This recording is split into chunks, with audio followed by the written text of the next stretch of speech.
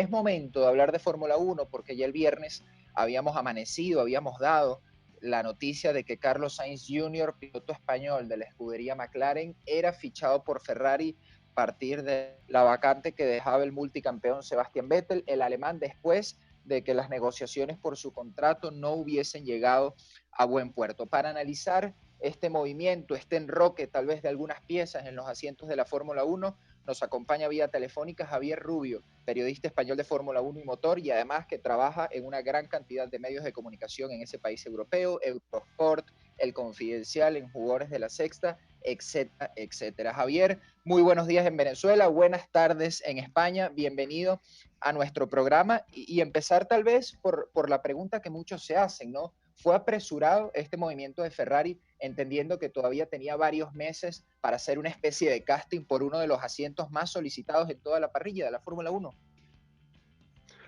Hola, buenos días a todos. Lo primero, bueno, sí, realmente ha sido un poco sorprendente el tema de fichaje, sobre todo por el tiempo, ¿no? Porque en un principio las partes decían que se iba a hacer al comienzo del campeonato, que se tardaría algo más de tiempo, pero siempre antes que otros años, cuando un campeonato era normal, pero de repente todo se precipitó. Y se precipitó en parte porque, bueno, parece que Sebastián Vettel no quiso seguir en Ferrari, no había acuerdo entre las partes, no parece que había acuerdo, yo creo, desde el año pasado, no había sintonía, no había acuerdo de un contrato, ¿no? Sino sintonía sobre un futuro en común. Y desde tiempo atrás ya se estaba negociando el tema de Carlos Sainz desde hace bastante tiempo, no ha sido una cuestión de 2 días. Y bueno, pues con el anuncio de Vettel la filtración de Vettel de que se iba de Ferrari, pues todo se precipitó. Así que ha sido todo más rápido, estaba en marcha, pero ha sido todo más rápido de lo que en un principio estaba previsto. Claro, Javier, ¿cómo estás? Aquí César Kensen. Fíjate, uno de los debates y los temas que más se ha tocado es sobre que se comenta que Carlos Sainz, básicamente lo están tomando, lo están firmando para que sea de una el número 2 de la escudería. Aun cuando todo el mundo obviamente sabe que las jerarquías se ganan en pista. ¿Tú crees que exista posibilidad de esa pelea para ver realmente quién es el número 1 o número 2 en la escudería? ¿O crees que va a estar ya preestablecido desde el inicio? Bueno, hasta donde yo sé, no hay en un contrato un número 1 y un número 2. Está Sí, claro que sobre el papel Carlos Sainz aparece como un piloto número 2, pero sobre el papel porque llega a un equipo, primero como piloto nuevo, con otro piloto que ya exacto. lleva tiempo en el equipo y en Ferrari. Entonces, Leclerc está claro que ha quedado en una posición muy buena como líder en Ferrari. Sobre el papel parece que Carlos Sainz puede ser el número 2, pero legalmente no hay nada definido así. Otro tema luego es también cómo Carlos Sainz pueda plantar cara o no a Leclerc en esa pelea que hay en todo equipo, ¿no? Yo estoy seguro que Ferrari no quiere en ningún caso que este año se produzca una situación similar a la de Vettel. Tener a un piloto que está todavía con una carrera por delante creciente, no un 4 veces campeón del mundo, te puede evitar para empezar que haya esos piques un poco por mantener un prestigio o un estatus, que era lo que le ocurría a Vettel, ¿no? Sainz necesita un año para conocer el equipo, para sentarse. Leclerc lleva mucho tiempo en Ferrari, no solamente como piloto, sino también porque es parte de Ferrari, con lo cual tenemos un teórico papel de número 2, pero porque es el piloto nuevo, no porque legalmente ningún contrato lo esté diciendo. Javier, volviendo un momento al tema de Sebastián Vettel, me pareció interesante al principio de nuestra conversación, cuando hablamos de Sebastián Vettel, que nos decías que más allá del desacuerdo contractual, parecía que Ferrari y el piloto alemán no avisoraban un futuro juntos, ¿no? No estaban en la misma sintonía, tal vez en cuanto a las capacidades del piloto alemán. Se ha puesto mucho en tela de juicio sus capacidades, como decía, en los últimos años, por algunos errores de conducción en momentos álgidos, ¿no? Y de presión. Asumiendo el escenario hipotético y que ya no sucedió de que Vettel no hubiese cometido estos errores, ¿tú de todas formas crees que Ferrari hubiese tenido el monoplaza para combatirle de tú a Mercedes, entendiendo que Hamilton le ganó a los Ferraris, al menos en la tabla de clasificación del año pasado, prácticamente por 200 puntos? El año pasado Ferrari no tenía un coche para luchar contra Mercedes, pero en los 2 años anteriores sí.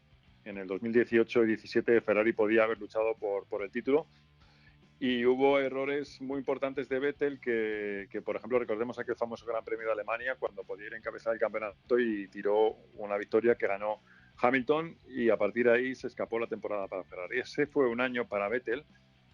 Yo creo que, por un lado, Vettel en algunos momentos clave no ha estado a la altura, y se ha unido el hecho de que el año pasado llegó un piloto joven y tampoco se mantuvo líder, porque mientras estuvo Raikkonen, pues era un líder cómodo, pero en cuanto llegó Leclerc, pues digamos que le echó más tierra encima, ¿no? Si no das la talla en momentos clave y encima llega un piloto joven y te gana, pues evidentemente se dieron cuenta en Ferrari que un piloto con ese estatus, que no cumple expectativas y que encima tiene ese salario tan importante, que va a seguir creando problemas, lógicamente, para intentar mantener ese estatus junto o frente a un piloto joven, pues era un caldo de cultivo que prácticamente estaba creando esta sensación de que no había un futuro común, que se ha confirmado, y se dice ahora que, pues que realmente Ferrari no le ofreció un contrato firme a Vettel, y que las cosas no eran así.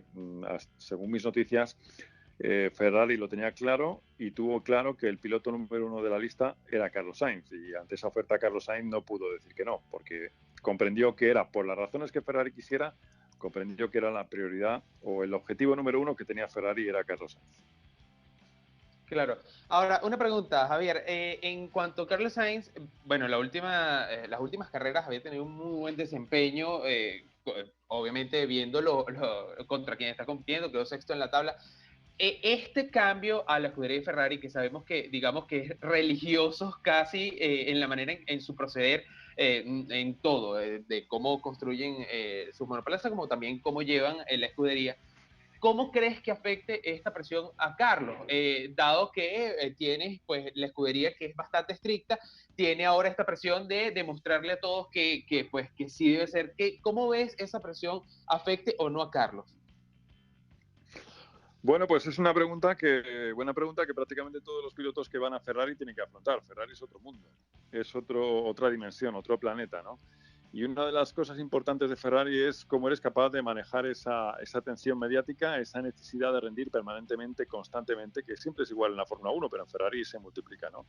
Entonces, en Ferrari han debido valorar, yo no estoy en el papel de Mattia Binotto, pero por lo que se está viendo han debido valorar la personalidad, la mentalidad, el potencial psicológico de un piloto. Han visto, por ejemplo, que Leclerc, con 21 años, recién llegado, es el piloto más joven de la historia de la Fórmula 1 en Ferrari. Han visto que ha podido soportar esa presión y han debido pensar que Carlos también puede soportarla. Carlos está más hecho, tiene más experiencia, es un piloto muy tranquilo, muy sereno, es un piloto muy de equipo. Ha demostrado que sabe estar dentro de un equipo sin crear follones. Por ejemplo, recordemos que en aquella época con Verstappen fue más discreto, por así decirlo, con todos los follones que tenía dentro. Entonces han debido pensar que es un piloto joven, que tiene proyección, que no tiene un estatus de 4 veces campeón del mundo, que trabaja en equipo y que por su edad y mentalidad puede encajar bien con Leclerc, y todas las casillas han ido encajando, y ahora le toca a Carlos Sainz demostrar, está en su campo ahora, demostrar que puede soportar la presión y que es un piloto para Ferrari, pero eso tendrá que demostrarlo Carlos a partir de ahora. Claro. Javier, para ir cerrando la conversación y agradeciéndote por tu tiempo, justamente acabas de enumerar todas las virtudes que tiene Carlos Sainz Jr. como piloto, ¿no? Incluso yo le agregaría además el gen ganador que muchos podríamos atribuirle por la extensa y efectiva y exitosa carrera que también ha tenido su padre, sobre todo en el Rally Dakar, ¿no? Al menos que son las competencias más recientes en las que ha participado. Pero entendiendo la posibilidad de nombres que había sobre el tapete, desde tu punto de vista, más allá de la lógica simpatía que pueda generarte que Sainz llegue a Ferrari por ser un connacional, por ser español, opciones, por ejemplo, como la de Daniel Ricciardo, que ya con Red Bull había tenido buenas carreras, había ganado grandes premios, ¿crees que tal vez pudieron encajar mejor, o más allá de todo lo que estamos hablando, Sainz era la mejor opción desde tu punto de vista? Bueno, yo te digo que era la mejor opción porque me consta que era la primera opción, porque Ferrari hizo un análisis muy detenido de todas las facetas de un piloto, ¿no? En el caso de Ricciardo, es un piloto fantástico, es una imagen increíble. Yo creo que a todos nos hubiera encantado tener a Ricciardo en Ferrari. A mí me encanta que esté Sainz, pero si hubiera estado Ricciardo me hubiera gustado igual, porque es un piloto en muchos aspectos extraordinario, no solamente como personalidad, sino que es un piloto fantástico. Yo creo que en este aspecto, en el caso de Ricciardo, para Ferrari ha debido contar el caché de Ricciardo, que es muy alto. Ricciardo cobra muchísimo dinero en Renault y supongo que habría sido también un salario importante, pero también ha jugado en contra un poco su edad, la diferencia de edad y la diferencia Sí. de momentos en sus diferentes carreras deportivas. Yo creo que en Ferrari han buscado personalidades competitivas, pero que no friccionaran, que no tuvieran fricción. Y están en momentos similares de su carrera. Ricciardo es un piloto que aspira a ser campeón del mundo, que ha ganado carreras, y el duelo con Leclerc hubiera sido pues también bastante fuerte. Y yo creo que Ferrari ha dicho, queremos dos pilotos de equipo, dos personalidades maduras y equilibradas, aunque sean jóvenes y que tengan recorrido. Para mí hubiera sido un candidato fantástico, o que hubiera sido Ricciardo piloto Ferrari, hubiera sido maravilloso para la Fórmula 1, yo creo, para todo el mundo. Ver esa personalidad, ese carisma con un mono rojo en Ferrari hubiera sido algo increíble. Pero bueno, quien decidiera Ferrari tenían su lista de condiciones, ¿no? Y parece que Carlos Sainz, pues por alguna más quizá que Ricciardo, pues ha encajado mejor. Javier, muchísimas gracias por tu análisis, muy amable por tomarte el tiempo de conversar con nosotros. Bueno, efectivamente, muy interesante este movimiento que se está dando en la Fórmula 1. ¿De sí o no? Porque ya nos queda mucho para despedir y es la pregunta que se me acaba de ocurrir. ¿Crees que hay posibilidades de que Alonso termine llegando a Renault ahora con la vacante que dejó Ricciardo?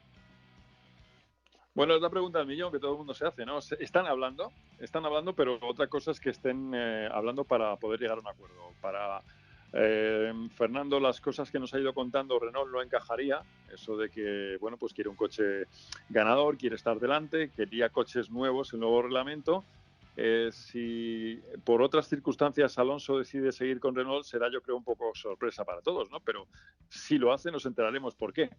Pero están hablando y veremos a ver si al final cuaja o no, pero yo no lo daría como una negociación que va a acabar definitivamente con Fernando en la Fórmula 1. Puede que esté, pero hay muchas cosas en contra para que pueda volver con un equipo que está lejos todavía de los 3 primeros. Javier, muchísimas gracias. Un gusto conversar contigo, a mantenerse a resguardo y que tengan feliz tarde en España. Igualmente a todos, desde España, Venezuela. Bien, escuchamos a Javier Rubio, periodista especializado en Fórmula 1 y en motores de Eurosport, El Confidencial, Los Jugones de la Sexta e incluso docente en la Universidad Europea de Madrid. Vamos a escuchar algo. Esto está creando, Anthony, rápidamente un nivel de expectativa para el Fórmula 1, creo que va a ser interesante para cuando arranque, en el momento en que arranque. Bueno, es lo que te digo, si llega a estar Alonso en Renault, yo me compro hasta el videojuego, ¿viste? Para tenerlos a todos ahí. Va a estar bueno. ¿Ves la carrera y después juega? Para ver cómo hubiese sentido yo. Me Exacto. encanta.